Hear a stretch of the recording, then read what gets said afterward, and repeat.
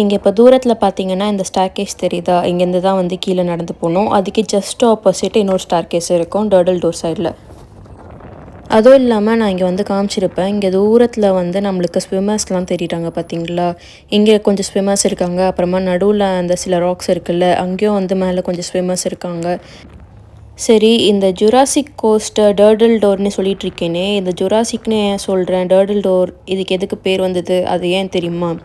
Turtle டோர்ன்றது ஒரு old English வேர்ட்லேருந்து வந்தது. டர்ல் R turtle இந்த வார்த்தையில் வந்து இது வந்து ஆரம்பிச்சது தான். அதுக்கு மீனிங் வந்து பியர்ஸ், அதாவது ஒரு ஓட்டை போட்டு ஒரு ட்ரில் பண்ண மாதிரி. ஓவர் டைம் வந்து இந்த தேர்லுன்ற வார்த்தை வந்து டர்டெல்லாம் மாறிடுச்சு. அதுக்கு மீனிங் அங்கே இருக்கிற அந்த பெரிய ஹோல் இருக்கிறதுனால தான்.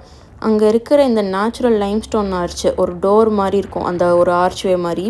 ஸோ அது வந்து ஒரு பிக் ஹோல் மாதிரி இருக்கிறதுனால இதை வந்து டர்டல் டோர்னு கூப்பிட ஆரம்பிச்சிட்டாங்க, which is like a pierced door.